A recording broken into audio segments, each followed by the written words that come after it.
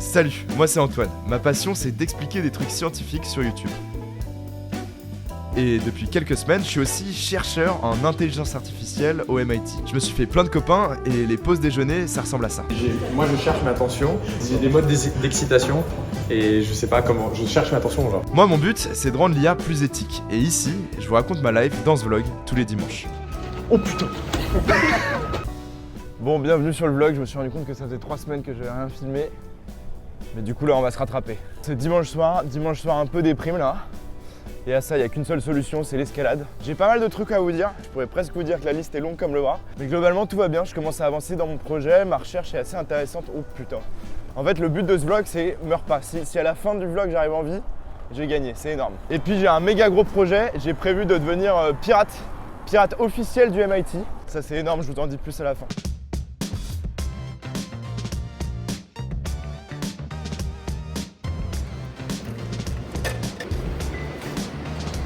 Moi, quand je vous ai laissé, j'étais à Montréal. J'ai été invité à Montréal pour faire une conférence de vulgarisation au centre de recherche de l'hôpital de Montréal. Dans quel sale coup on s'est encore retrouvés là. J'ai pris le bus de nuit là cette nuit. Et regardez ces petits yeux là. Et ben avec ces petits yeux, je dois participer à une table ronde à l'hôpital de Montréal.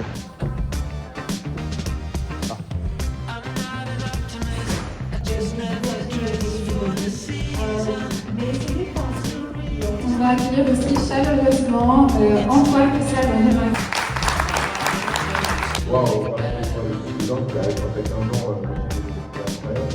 En fait, les chercheurs de l'hôpital de Montréal, ils ont tous préparé des petits projets de vulgarisation et on était jury de leur projet. C'était grave cool de les voir se donner à fond pour essayer de pitcher leur recherche en quelques minutes. C'était vraiment super cool. Et puis j'ai retrouvé mon pote Greg qui m'a emmené dans les coins les plus sombres de Montréal. Donc vraiment génial. Je sais que Loane en ce moment elle est à Montréal et elle va sûrement venir à Boston.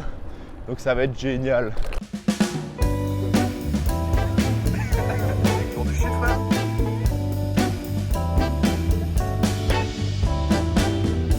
J'aurais bien aimé vous parler un peu plus de ma recherche parce que je vous parle un peu de ma vie, comment c'est de faire de la recherche ici. Mais mon sujet de recherche il est cool et je pense que c'est l'occasion de vous en dire un peu plus. Bon, je vais enfin pouvoir récupérer les clés de mon labo là. Ça fait une semaine que je les attends, ça fait plaisir. Je vais aller les chercher. Hello. My name or the name of the professor? My name is Antoine Salon. Juste là. Moi en gros je fais de l'intelligence artificielle. En particulier je m'intéresse à l'éthique de l'intelligence artificielle et en particulier aux modèles de computer vision. Donc c'est les modèles qui travaillent sur des images. Par exemple, les modèles de classification d'images, les modèles de reconnaissance faciale, etc.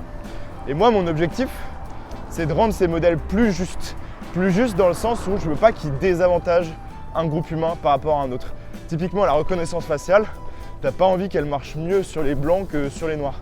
Bah voilà, t'as pas envie qu'il y ait un groupe qui soit désavantagé par rapport à un autre. Moi je travaille sur des modèles qui font de la classification d'actions. Je donne une image à mon modèle et je l'entraîne à trouver quelle est l'action, quel est le verbe qui décrit l'action qu'on est en train de voir. Alors j'ai fait une découverte de malade au MIT. C'est un endroit qui s'appelle la Banana Room. C'est une pièce où en fait il y a un riche donateur qui file 70 000 $ par an pour s'assurer que tous les étudiants du MIT ont autant de bananes qu'ils veulent. Et ça, je trouve ça absolument énorme. Bon bah la Banana Room, c'est quoi la Banana Room Clémence? Salle où il y a un donateur. C'est hyper long comme explication, c'est une salle où il y a plein de bananes, c'est énorme. Ok Clémence, si t'es une vraie pirate, tu lui voles son truc. Hyper jaune. Donc là on a une paillation de banane.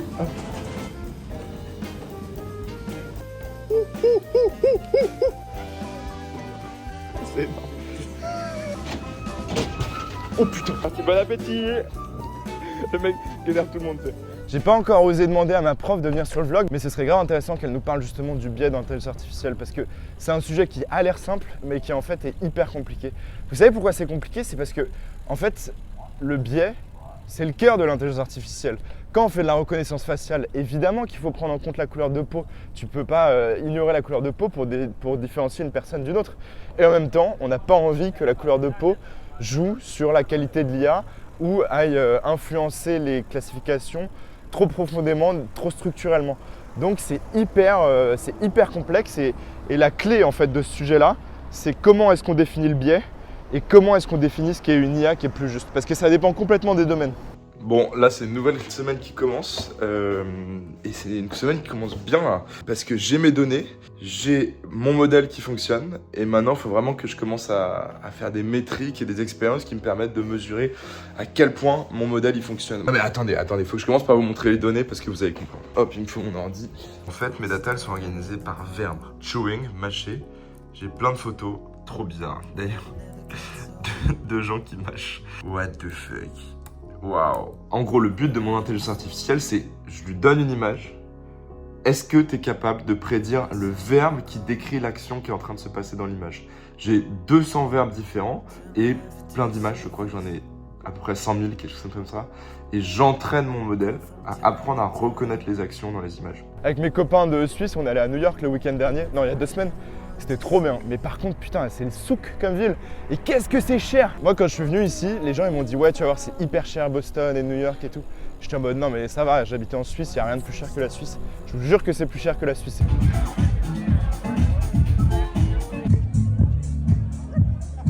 Putain, on est de retour sur les Vélib là. Mais c'est pour une bonne raison, c'est parce que on est à New York City. Well, my kids read Voltaire, and attack was his defense.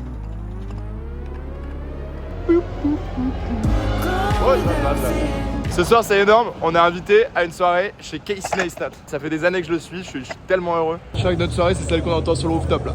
Il y a Casey, mais tu te moques de Non, moi. non, c'est vrai, c'est vrai. Comment c'est possible? Bah c'est par YouTube. Ah, il y a nos amis là-bas. Mais c'est Casey Neistat! Casey Neistat, c'est énorme!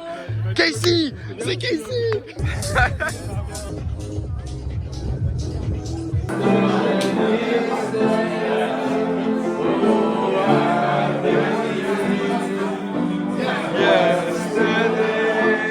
Comme je vous disais, définir le biais, c'est hyper compliqué. Et donc moi, la première étape, c'était de bien installer tous ces modèles de prédiction, de les tester, de les entraîner, etc. Et maintenant, la deuxième étape, c'est mesurer leur biais. Et pour ça, j'utilise une mesure, une métrique qu'on appelle le dataset leakage et le model leakage. C'est une mesure qui a été inventée assez récemment, il y a quelques mois. C'est hyper intéressant, mais les gens qui ont sorti le paper, je me suis dit putain, c'est des génies, c'est trop bien comme idée, il faut absolument que j'explore ça et tout. Et puis maintenant que je suis en train de faire la réalité de l'implémentation et les maths qu'il y a derrière, mais je me rends compte que leur truc, ils l'ont fait à l'arrache complet, genre. Et quand je vais voir dans les résultats et tout, je me rends compte qu'ils ont vraiment grugé un peu les résultats. Ils n'ont pas complètement menti sur les résultats, mais disons qu'ils ont traité leurs données bien comme il fallait pour qu'ils aient les bons résultats. Et surtout, ils ont tellement traité leurs données sans l'expliquer que moi, je ne suis pas capable de reproduire leurs résultats. Et vraiment, je me suis pris la tête, ça m'a fait perdre au moins une semaine dans mon travail. Donc, je suis un peu vénère contre eux. Et ma prof, elle m'a recommandé de leur envoyer un mail en mode s'il vous plaît, merci de nous envoyer les données sur lesquelles vous travaillez for the sake of reproducibility. Et ça, c'est un peu le mot magique, la reproductivité, je sais pas comment on dit, la capacité à reproduire les résultats. Quand on fait un article scientifique, le but, c'est de permettre à n'importe qui de reproduire les résultats. Pas un bon article parce que c'est pas facilement reproductible. Bon, j'ai un peu ragé sur eux, mais c'est vrai qu'à la base, ils ont quand même une bonne idée, mais ils sont pas hyper réglo. Donc je pense que ça va être intéressant d'approfondir là-dessus. Là, juste là, à ma gauche, c'est Harvard. Mais c'est tout fermé à cause des manifestations. Autre truc trop stylé, il y a ma sœur qui est venue à Boston avec mon beau-frère et son petit bébé. Du coup, c'était trop cool. Je voulais absolument vous parler de ce projet de pirate. En gros, j'ai réalisé qu'il y avait un programme qui certifiait les pirates officiels du MIT. Et donc moi, je vais absolument faire ça, c'est un truc de malade. Pour devenir un pirate, il faut faire tir, voile, escrime et tir à l'arc. Donc là, ça va être l'arc narratif du vlog, c'est le plan pour les 6 prochains mois. Il y a pas mal de gens qui m'ont demandé combien est-ce que je payais le MIT. Alors moi, je ne paye pas les études parce que je suis chercheur visiteur. Je ne suis pas payé non plus, alors qu'il y a d'autres étudiants qui le sont, mais moi, mon labo, ils n'ont pas beaucoup de thunes, de ce que je comprends. Non, par contre, même si je ne paye pas les études, je dois payer 600 balles par mois pour l'assurance. Pour l'assurance médicale, et c'est obligatoire, il n'y a pas le choix. Mais bon, le traitement médical, il est super, quoi. J'ai tout qui est gratuit. Mais aux États-Unis, ça, c'est un prix de malade. Et ces 600 balles, ça me donne aussi accès à toutes les infrastructures sportives qui sont complètement malades. Donc c'est méga cher.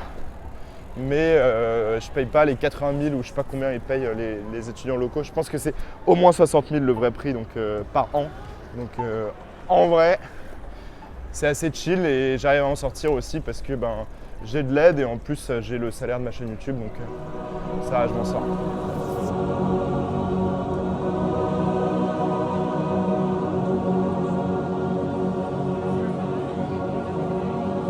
On dirait des gros nerds alors que la plus grosse nerd elle est là en fait.